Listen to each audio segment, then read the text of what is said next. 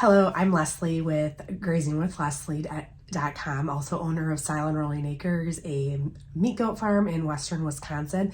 And today I am going to do a Q&A session based off of questions submitted from those of you who are on my email list through my blog, grazingwithleslie.com.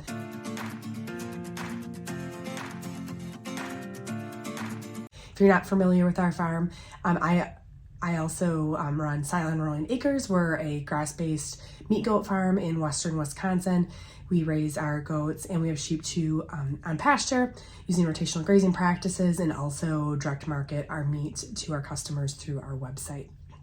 So today I'm going to be going through my Ask Me Anything series of questions that many of you had submitted. I'm just going to work off of my computer here that you can't see. Also, I have some tea. I got a cold thanks to my elementary age kids early December, and it's like I can't quite kick it. I almost wonder if it's from seasonal allergies, even though this is not the time of year for seasonal allergies in our area. We have no snow, which is really unusual for Wisconsin this time of year in early January. And it's been the ground is not froze yet. And so there's a lot of interesting things going on in our environment right now. So bear with me with my speaking voice and my liquids. Okay, so the first question I received is, do you do any wholesale to restaurants, and how do you figure out pricing? Now, over the years, we've had a number of different types of customers and venues where we sell our goat, including the livestock market and also working with wholesale customers. And we do a little bit of wholesale business, still not as much as we used to. Most of our business is direct to consumer, so there's no middleman in the middle, with the exception of a couple really local partners that we work with, a food co-op, and then also we work with a regional grass-fed meat supplier who actually has a nationwide footprint, and so they work with a number of farmers like myself that supply meat. We have worked with restaurants over time, and we've had some really good partnerships. For us, we found long-term that unless there's like a really local kind of tie, just the best partnerships for us have been folks who are right within our community to help us kind of overall build that awareness of who we are. And that just happens to be in particular with us, but also looking at like how we manage our bottom line as a business as well. So kind of to answer that question, so we have sold to customers, or wholesale customers, restaurants in particular, but margins can be really tough. So it's kind of trying to figure out how you can sell ideally a whole animal to your to a restaurant is really where it'll be the easiest to move the whole animal and have like more opportunity for margin. So where we've had good success is customers who buy the whole primal, and then they'll cut it to their liking right in the restaurant. That'll usually typically reduce the processing costs. Sometimes we'll have a primal cut into certain specifications, but really going off of selling by a primal cut is really, I found, to be more economical on our end and our experience, just because different cuts have different price points and different margins, and goats themselves per head don't yield a lot of cuts of meat. And then you combine that with, you need most of the time, a lot of restaurants or wholesale accounts are going to be looking for larger quantities of meat. If it's not for like a special menu item, it may be for a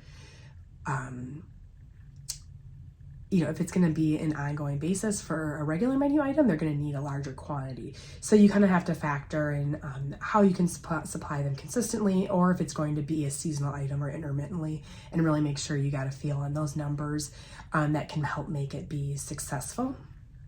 It's kind of backing out of just restaurants. We've had good partnerships working with food co-ops, Yeah, they seem to have a really sound understanding of supporting farmers in like a local, maybe a larger geographical footprint, and understand the value of working with small farmers, and well, maybe not necessarily even small farmers, but farmers who are selling direct to institutions like themselves, and so they're going to be a little bit more competitive in pricing. That said, in general, price point for pricing our meat, and we've kind of taken a note from what we've seen like from our peers that sell to wholesale accounts, and even just general some wholesale pricing on the kind of food side of things is somewhere between 25 to 30% off of our retail price is a general the frame of pricing, but that will vary depending on your relationships and how you establish those. So there's just a little snippet on working with restaurants and wholesale accounts. We do have our one wholesale account we are working with right now. That's that larger grass-fed buyer. They actually buy the live animals from us, and they coordinate all the processing, where a lot of our other customers we've worked with in that capacity, we've coordinated the processing. So if you do have a partnership where they coordinate the processing, you might be able to it could potentially work well in your favor, just because you don't have to worry about penciling out those expenses related to processing, because that can get pretty pricey when it comes to a small animal, like speaking, just comparing, let's say, goat to beef. It's going to be pretty pricey per pound for processing. All right, next question. How do you handle deworming with your herd? I know parasites can be more of a challenge with raising goats on pasture. Yes, so that's true. So there's a lot of factors that go into how we manage parasites on our farm. It's, I'd probably be lying to say that parasites aren't a challenge when you raise your animals on pasture. So a few things that we do, I'd say from like a holistic perspective to help us manage our herd so they are healthy but also resilient. Our herd continues to be resilient over time. So that means maybe they might carry a parasite load, but it doesn't really bother them. So there's differences there. And that's more of a genetic trait, a little bit of epigenetics, like how your herd continues to develop over time based on the environment that they're raised in. But kind of stepping back, first, it's how we manage our herd with rotational grazing practices.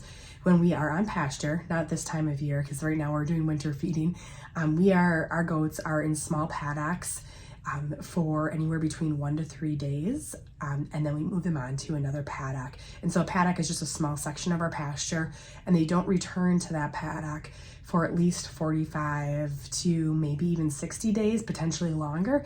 I've been, this last season, I've been trying to spread out that rest period even longer, and part of that reason that you do that short move and long return time is really based on research related to parasite cycles and infection, and how those larvae hatch within goats. And so some of the research that's out there, and again, like much of anything with goats, is very minimal, but we work with what we have, is about day 3, goats can reinfect themselves with the larvae they've shedded in that pasture. So that's why we want to move them beforehand, so we reduce the risk of them reinfecting themselves. And then that rest period allows the cycle for the parasites to end before the goats return there, so they're not, again, reinfecting themselves or coming back too soon. A few other factors is how low we graze in that paddock too. So we may move them through even quicker. So we might end up being, if the paddock is smaller and we have a large group in there, they may move through one day, because I don't want them eating the pasture too low. Aside from maybe stunting the regrowth, the closer they eat to the ground is going to increase their risk for having parasite issues or other digestive issues as well too. So that's our one step one, is managing that from a proactive standpoint of how we raise our animals on pasture. 2 is genetics and managing our herd. We are retaining does and bucks who are low maintenance in terms of not needing to be dewormed, not showing issues of parasites causing them issues. So you look at FMACHA, which would be like the color of their eyelids, also their body condition.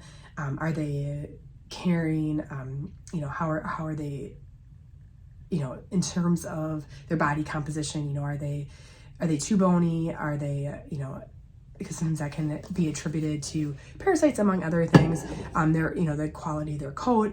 And so I'm looking at a number of factors visually to assess long-term, are they, can they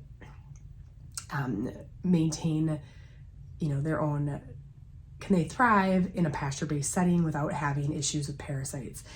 And so some of that means that if there are goats that we've had continual issues, sometimes things will come up where we do need to deworm an animal that needs it. When we're monitoring them, then we will, but we're not deworming everybody at one time when that happens, but we're watching. But if an animal, has continually had issues and challenges, they're not going to stay in our herd. They're not going to be rebred because genetically we've seen our younger animals continue to do better in our herd from like thriving standpoint and parasite resistance over our older goats. We still have older goats that are good, but each new generation seems to do better for us. And so part of that is also managing our herd and making sure we retain does that have a better handle parasite issues better than those who where it really can take a lot of toll on them as a whole. Excuse me.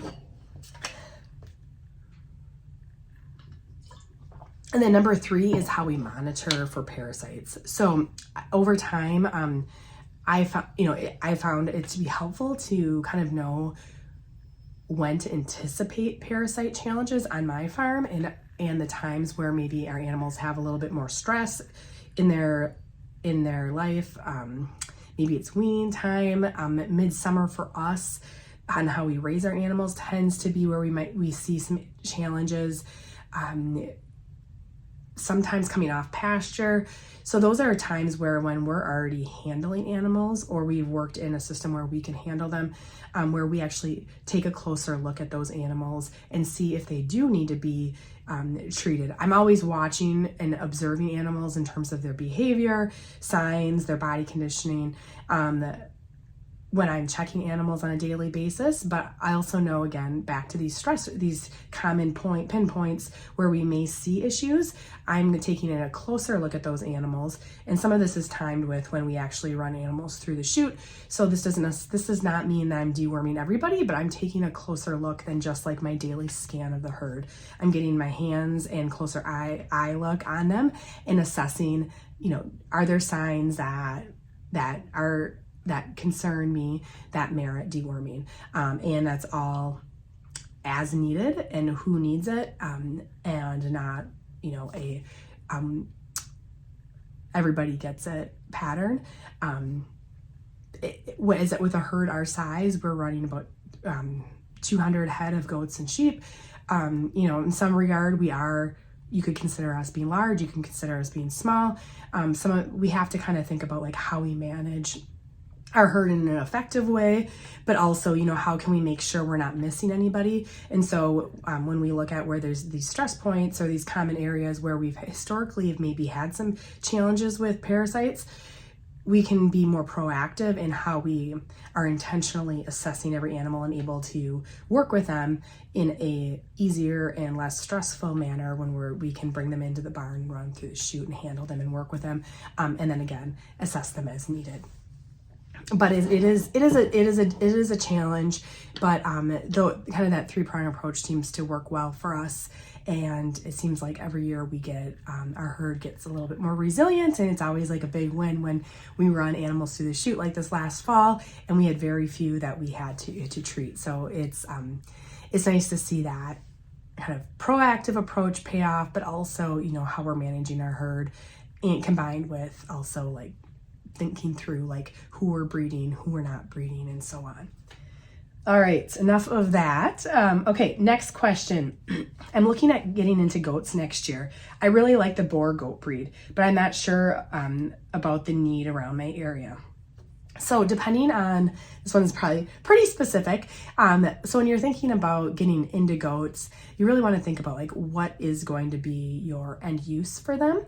If they're going to be just a companion animal or a backyard herd just for fun, that's a little bit different than if you're looking at using for them a specific purpose.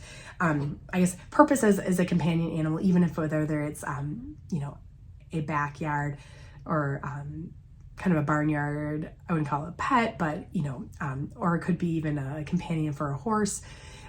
It's a little different than if you're raising them for the end goal of commercial perspective. So as you kind of look at that, there's kind of a few different ways to look at it. How are you going to sell them? Are you going to sell your goats directly to consumers for the purpose of eating? And that can happen in a lot of different ways. You can sell, you can work with a butcher to sell whole animals or sell cuts of meat like we do. You can also sell live animals, or are you going to sell your animals? You can sell through a livestock market in your area or your region. Or even look at like, is there a need for fair or show animals, breeding stock? So you have to look at what your goal is and then kind of assess what's the availability in your area. If you're just getting started and interested in selling for meat, a really good place to start with is to look for livestock markets in your area. It's a good place to start for selling goat. You can also, most of those markets will list their sales reports for their previous sales, and you can even go back historically, usually at least a year, and look at sales prices so you can get a feel of like, are there certain trends when goats sell higher in your region? Sometimes it's related to holidays, sometimes it has nothing to do with holidays. What size animals are sold more commonly. And then if you want to start selling direct to customers, no matter what way you're doing it, then you at least have, you kind of have an easy established market with your livestock market. Of course, you want to assess if that market looks like it might be a right fit, but then you can start to add on other options. So a lot of it is doing some homework and what's going on in your community, but also maybe stepping back and looking at it in a regional perspective, because like a livestock market isn't in your backyard doesn't mean it might not be a good option. So for example, I'm in Wisconsin. One of the larger markets in our area is in southwestern Wisconsin. I'm kind of thinking about the map. I'm in northwestern Wisconsin. It's quite a ways drive for us, but they have some really good markets, and they actually will run a truck to pick up stock in our area. So all of a sudden that market becomes a good option, even though it's several hours away. Or if you're going to sell like your whole group of goats at once, it becomes more economical versus selling a couple here and there. So those are some things to think about when you're looking at, looking about the need in your area initially, but then once you get into it, you'll start to get a better feel of options. Excuse me. I was hoping to actually maybe even do this outside, just because it's been warmer, but it's a little overcast. I'm looking out my window, and we have some work being done on our house. We had some damage from weather last winter that we finally got the contractors out here for, which is good. But I didn't want to be outside where you could hear them doing all the work. All right, so just wanted to say thank you for bringing so much valuable info into the meat goat industry in North America.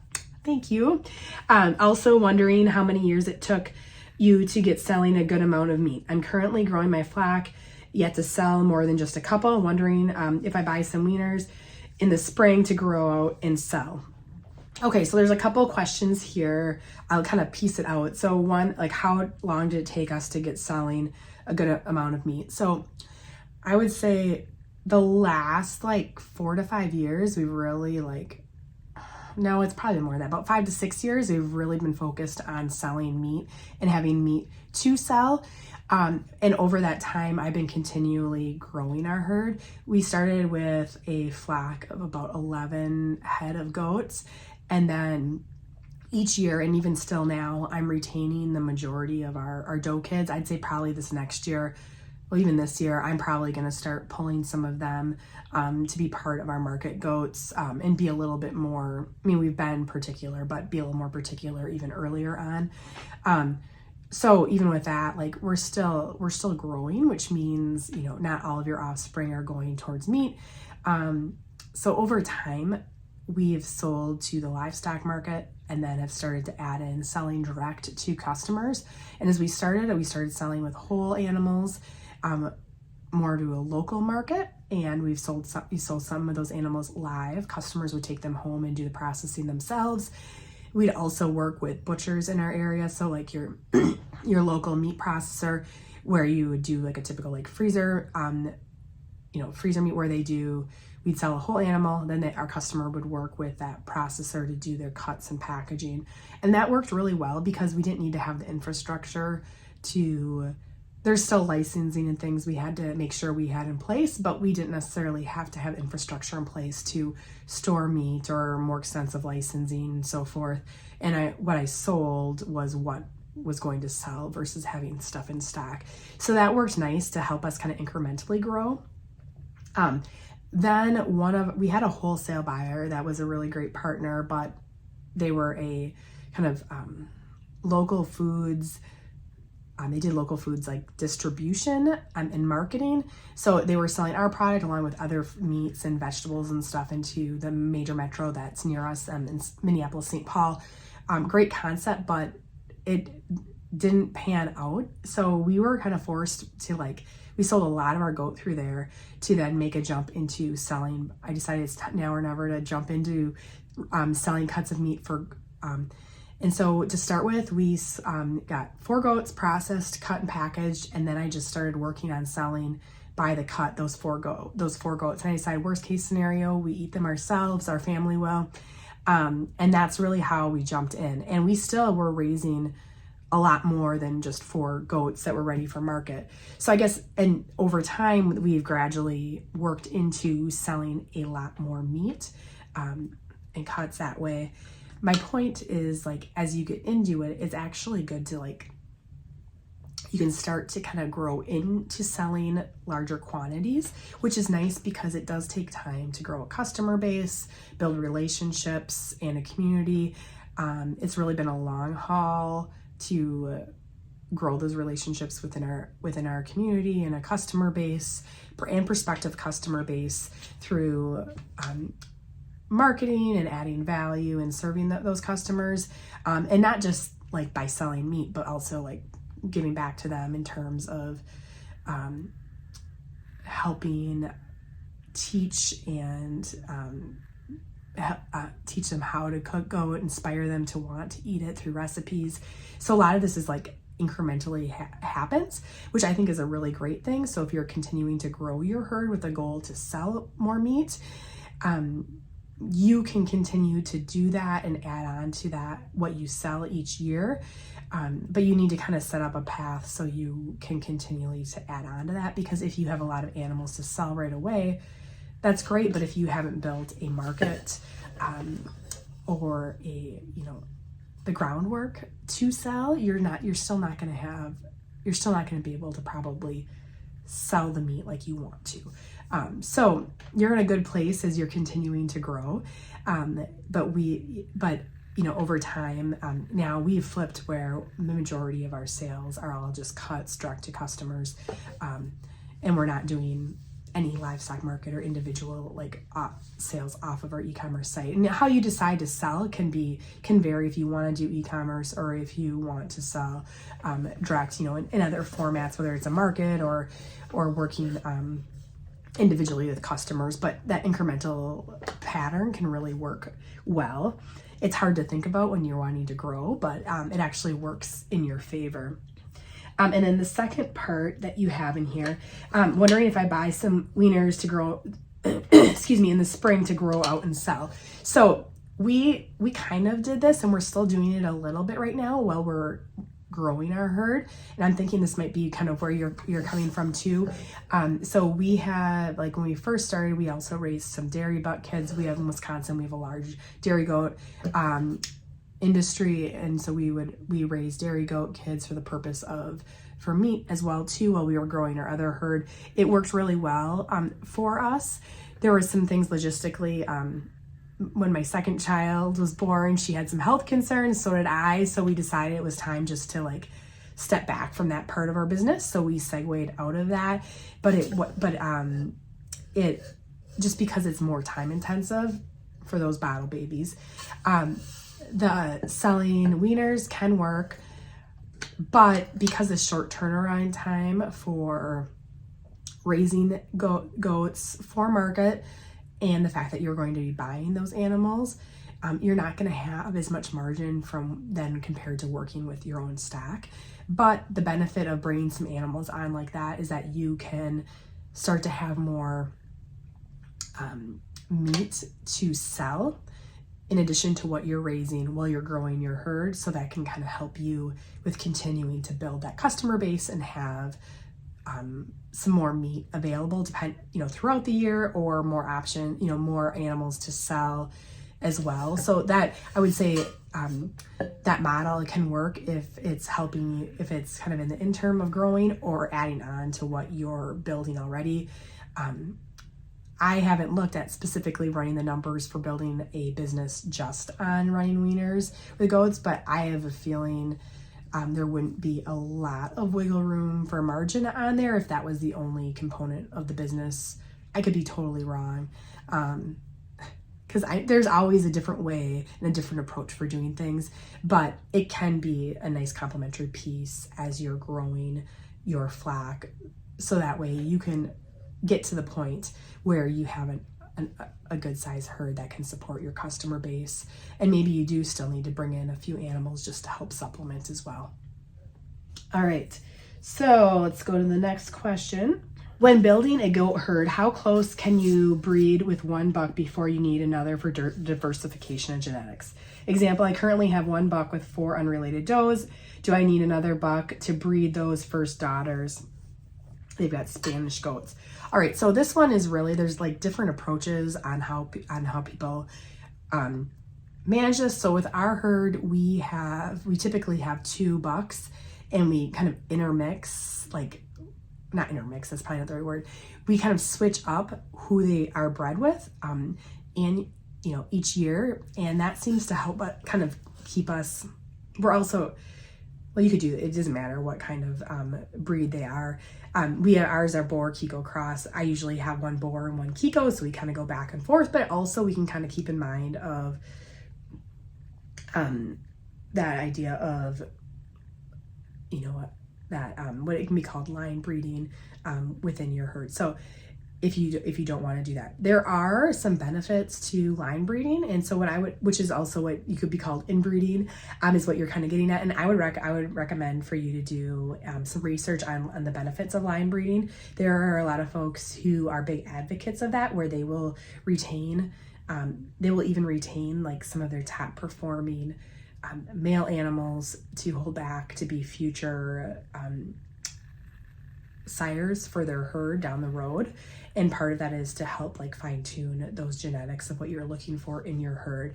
It's a little different approach than making sure you have, then if you're concerned about inbreeding and some of the negative consequences with that. So that was maybe another approach to take a look at it. But we've, on our end, I've been kind of looking at that ourselves. We haven't gotten into that with our herd, but we manage it where we have the 2 bucks and we kind of interchange, and it seems like we can get by a lot longer without bringing a new buck, because we can kind of move back and forth between the two, and also make sure that we're not having any breeding challenges with offsprings that way. But there are some benefits, so you may want to take a look at it.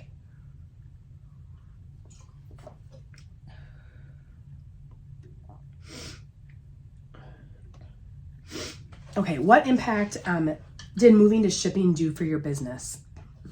So I decided that we were going to implement a true e-commerce platform and shipping, excuse me, in our business it was like late 2019. Of course, we all know what happened a few months later. Once COVID hit, I decided, okay, we got to roll this out, even though I wasn't quite ready, but I was in the works of getting everything planned. I would say COVID helped get people in the mindset of getting perishable food products to their doorstep. It kind of normalized it and made it less like more of a normal thing. Still not everybody does it. I totally recognize that. But from a consumer standpoint, but it made it more like, I don't know, I guess normalized is probably, a good word for it. I would say though, for goat meat, I don't know how much like it totally was the selling point for people to buy from us. I actually think, it helped, but I think for us, because goat is pretty hard to find, especially when you're looking at just buying like a few cuts of goat. You have to be in a major metro area. A lot of times that meat is imported in from Australia or New Zealand. Nothing wrong if you're raising goats from there, but in our own country, we should be able to sell our goat here. And so it can be hard to find. And I found that I think a lot of like our sales and availability, we continue to grow because by selling online and using shipping, we're making that meat more accessible for a greater number of people. They don't have to come to a specific market to find us. They can, they don't need to necessarily be within like 60, even like 90 miles from our farm. We can still help folks easily get goat on the menu, in their kitchen on a more regular basis than maybe special occasion where you have to go to the special market and buy it. So with that said, e-commerce, well, I'll get back to e-commerce, but shipping really has helped a lot with continuing to grow our business, just because there's just not a lot of availability, like easily accessible availability for just the run-of-the-mill customer who wants to cook goat at home. E-commerce can, I would say, also made the whole transaction of working with our customers and also the back end of managing our farm so much easier and so more seamless. And you can integrate e-commerce into your business, even if you're not shipping, if you're doing pickup or we're even, doing pre-orders for farmers markets. I really highly recommend even looking at just adding that to your business, because a lot of people are used to making online transactions and they expect probably a little bit more hand-holding with farmers just because we're smaller businesses and the nature of our product. But that, I was amazed once we added e-commerce to our business, how much our business grew. And that was even before we added shipping. So kind of a little side note, yet related as well. But the majority of our customers, we have our footprint is in the upper Midwest, really focused on Wisconsin and Minnesota, but we have customers throughout the country, and I really attribute to our growth because of that accessibility. All right, so let's see where I'm at here on questions. Okay, typically, excuse me. Okay, how does dairy goat meat compare to meat goat breeds? I have some boys I can't sell. I have never tried the meat from meat goat breeds. Thank you. Okay, so this is like really generally speaking. Your meat breeds are going to typically produce larger cuts of meat. They're going to be, in addition to being larger, you're going to see probably more yield on the carcass. From a standpoint of meat quality, it's hard to say because, like, again, there's very little research that's out there. I would, you kind of can take it into consideration of, you look at how, like in the beef industry, how we're in Wisconsin, so we have a lot of dairy farms, where like Holstein steers compared to, Angus steers, like how do they, finish? There's going to be some differences there, but a lot of it comes down to how you feed them, what their age is, as well. And the reality is, if you find goat meat in the store, I know we're not always competing with that, but if you do find it in the store, whether it was from the US or elsewhere, especially in the US, like a lot of the buyers are buying, if they are buying from, let's say, a livestock market, they're buying goats from that are meat breeds, that are dairy breeds. It's really a mix. And the most common form of cut you're going to get and see is going to be stew meat, just because that works. It's a very usable and like common and popular cut. But the other benefit of it is that you can utilize just about any age or breed, size of goat for that cut. And it works really well. And so that's like there's so much variety of type of animal that is actually that is used kind of in the commercial like retail space, that I don't know if there's that much difference in terms of like the final meat quality. Of course there's going to be a difference though, if you look, when you start to look at like feeding practices, age between breeds as well. So that there is going to be variability, but in the broad scheme of things, I don't think there's that much variability.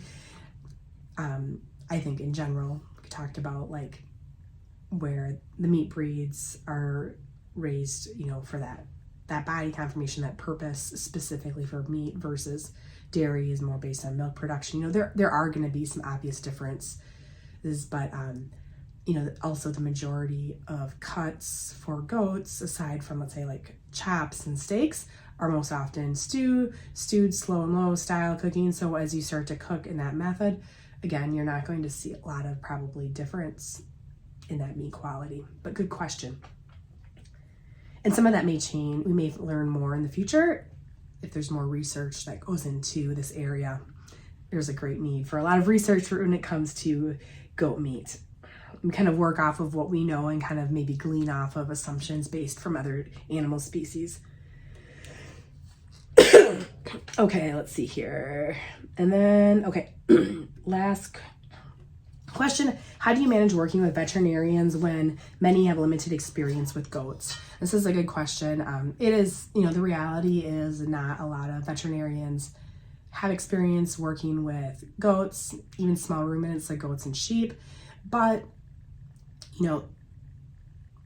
the part of it is that a lot of folks who have goats, not everybody, but, may have like a small flock. So you may not always need to work with a veterinarian over time. Like a lot of farmers, if you do a lot of the vet work yourself, you may not need a veterinarian as much, except for when like you really merit that need.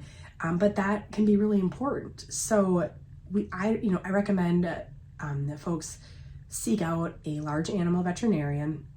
It's important, I'd say, to focus on a large animal veterinarian for a few reasons. One, they're going to have more training with ruminants, whether they're small or large. They're going to have a better context to work from. Our veterinarian, while they don't work a lot with sheep and goats, they have a few flocks that they work with. Our vet, will also consult with some of his veterinarian colleagues who have more sheep and goat experience, because I work with him and I talk with him and we kind of have a good working relationship. If there's questions or things I've read or seen, I will consult with him and say, hey, I've been seeing this. This is more like in the university research when it comes to small ruminants with different, whether it's parasite management or protocol for managing things. I will ask him questions, and like it's a working relationship, because he also trusts my work and my experience as a farmer and an animal, somebody who works with livestock daily as well. But the reality though is that there are times when I'm going to need medication, typically emergencies, whether that's maybe dealing with pneumonia that has gotten too far that I need a prescription for, middle of the night, cesarean C-section. Those always seem to happen the most inopportune time. Large animal vets typically will have on-call services, or they may have a counterpart that can be on call.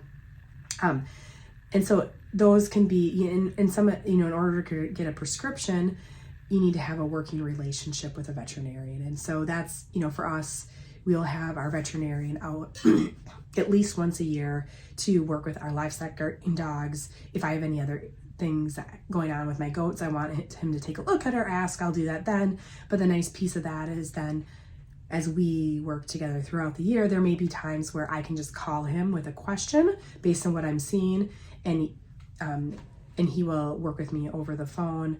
If it merits, a farm call, he'll come out. But it is helpful and useful to have him as a part of my resources for our farm. Even though I recognize he doesn't have as much, sure, he's got a lot more cow experience and even small animal experience than goats and sheep, but I also know that he's trained to work with, farm animals and livestock. And so there are some things that overall, as you manage, I know there's unique perspectives for small ruminants, but as a whole, managing the welfare of my animals, it is helpful to have a veterinarian you can rely on when you have those needs. As I was editing the video this morning on the Q&A session, I realized I actually missed a couple questions. So I am going to pull that up here and make sure I cover the last two questions that came up. So just give me a second here. One of the questions is, typically, with all costs associated with raising an animal, how much more profitable is it to sell your goats as a finished edible product versus a live market animal or a breeding stock animal? So this is a pretty big question. There's a lot of variables that go into it. So I'm going to talk to it in a broad, sweeping, kind of big picture perspective. So when you're selling a live market animal, in many cases, if you're selling to a livestock market, you are a price taker. So you are at the, you're taking whatever the market is bearing at that time. So that really is, will vary based on market trends, availability of other goats on the market, seasonal trends. So, what's if there's certain holidays coming up, other demand, and so forth. And it can really vary even in a time that should be a good market demand. Prices can really swing on what you might get. And so there's a lot more risk in that. But if you have a strong market that you work with and you have a good handle on the timing of things, it can work in your favor, but there's always that risk that it may not. And you also don't have any control really beyond how you raise your animal to your best of your ability to meet those market demand needs. But you don't necessarily know who the buyers are. So that's a little bit on just live market animal. A finished edible product. So part of this piece is that you, as selling your goats, as cut and packaged meat, you are going to have more invested into your animals from a standpoint of on the marketing side of things. So you'll have to put you're spending money on the processing side. And of course, that piece, you should be carrying that over into your pricing for how you sell your goats. So in big picture sense, yes, you're spending money on that, but that should be built into your cost of what you sell for. Also, you need to take into account your time and cost to market those animals. Excuse me. I still have that cold. And that is going to be spread out over time because to sell your product as a cut and packaged product, it's really more about building long-term marketing strategy where your success is going to be than just transactional marketing. So those are some things to kind of keep in mind. So there will be added expenses as you kind of look at your cost per head and so forth. But with this area, you do have some other opportunities where you can stack on other areas of income with this that you might not otherwise have when you have a live market animal. So if there are other byproducts related to your stock, you might have access to them that you wouldn't otherwise have. So for example, you're selling hides or skulls. Those are other income opportunities, again, that you wouldn't have. At selling cuts of meat, you set the price, and of course it's what the market will bear, but you have more control over what that is, and you can also look at your expenses for raising that animal and also marketing the animal and build in your own margin. So again, you have more overall control. And then breeding stock animal is going to be at another level. So this is, you still have the same process for raising that animal, but there will be an element of also marketing and selling.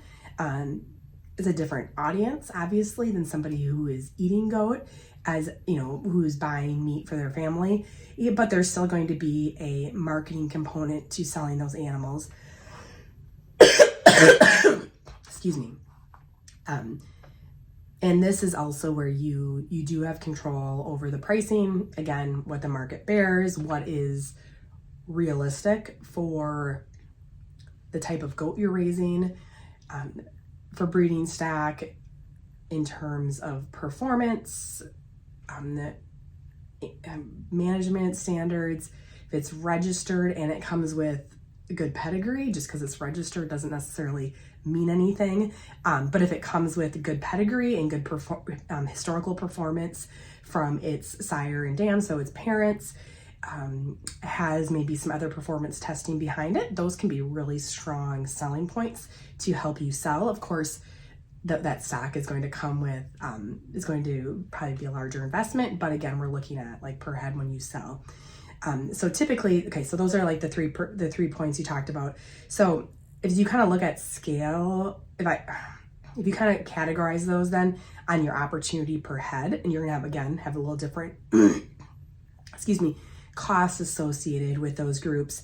Typically selling to market is going to have your lowest, I'd say, average price per head opportunity. And I'm putting that there because the reality is you are at the mercy of the market. The markets will fluctuate. There's a lot of factors that go into that, and you don't have as much control over that market.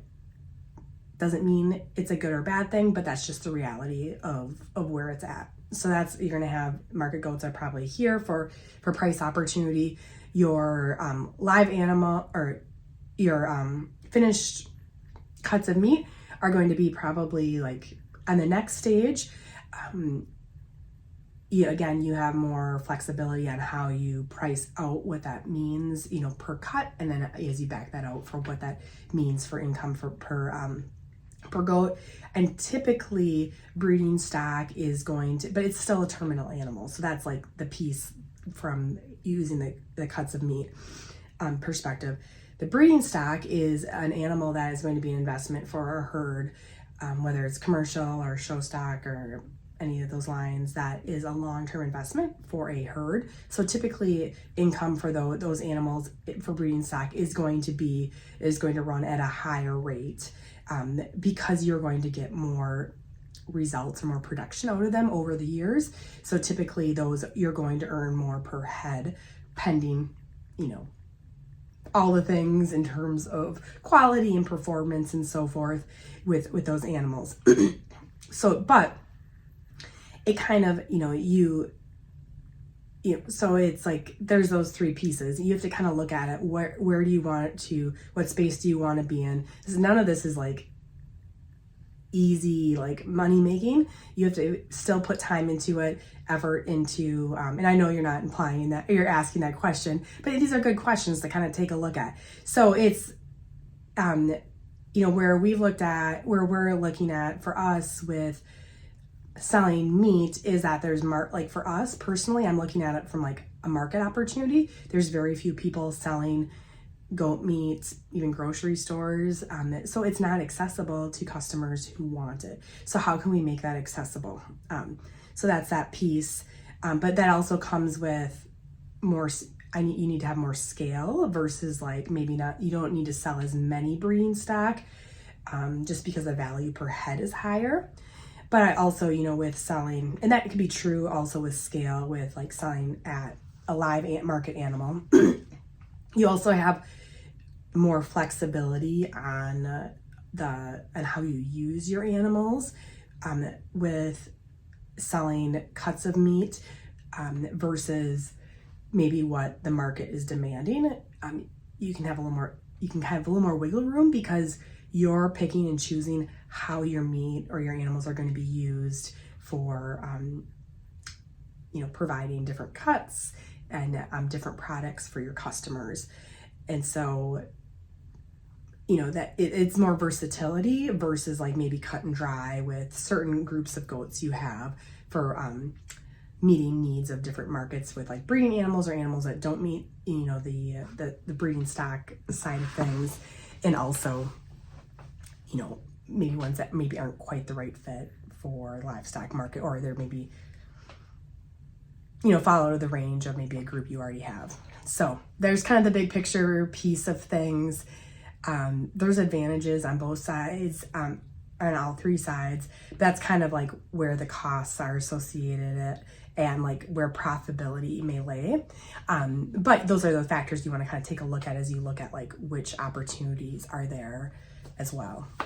And the last question I have is, do you do mentorships? So sort of. So part of the reason I created this blog, or my blog, grazingwithleslie.com, is because I got a lot of questions over the years, locally and regionally, about like other folks who want to know like how we're raising our goats with rotational grazing and direct marketing, and just wanting to learn from each other. And I learned a lot from my peers as I got started, and even my peers who are raising sheep and cattle, and kind of looking at everything from like a lens of like, how can I do this with goats from the perspective of especially like rotationally grazing and raising our animals in a low input system, but still high performance, and also on a marketing perspective. So it's kind of been like a lot of learning from my peers, and then also folks coming and talking with me wanting to learn. So I've kind of started to share what we're doing in this space, because I know there's not a lot of resources out there, or you have to spend like hours on Google, like sifting through university research, extension information to just try to find pieces that can help you manage your herd. So from the mentorship perspective, that's kind of what my blog and a lot of these resources with grazingwithleslie.com is about. But I do have, from like a marketing perspective, last year I launched the Goat Meat Marketing Academy. It's a 4-week session that dives into the goat meat industry and marketing strategies, and looking at opportunities for marketing your goats. And it's really focused solely on direct marketing. So whether that is, or if you're looking at adding that into your farm business with your goats, and maybe it isn't all in, but a component is that piece, but getting a good handle on what that takes to do that. So that's probably, I would say, like the best like mentorship component. It has, I have a series of online course modules, but then there's also live Q&A sessions where we can talk and answer questions that are specific to those topics or things that you're looking at and evaluating with your farm. And of course, follow up afterwards. I'm always open to, navigate questions and things like that with folks who have gone through that program. So that's coming up in not too long. I'll be doing the next session of it in February. So if you're not on my email list with Grazing with Leslie, you'll want to get on there. I can also put a link in the notes below where you can get more information about that as well. So it's kind of a unique opportunity because there really isn't a lot of resources, especially related to direct marketing goat as well. So because there's so much opportunity, but yet there's like, it's because we don't have the resources like other animal protein folks do. There's just a lot of like navigating that you got to do on your own as well. So that's all I have for today. So thank you for being here, and thank you for being a part of our community. If you're interested in learning more about any of these topics with grazing and marketing meat goats in particular, you can check out my website at grazingwithleslie.com. I have a regular email list that goes out to kind of give you like what's new or what's seasonal that's on the blog, or relevant information that's pertaining to those topics over at grazingwithleslie.com. So I'd love to have you there, and thank you for being a part of my community, and have a good 2024 year.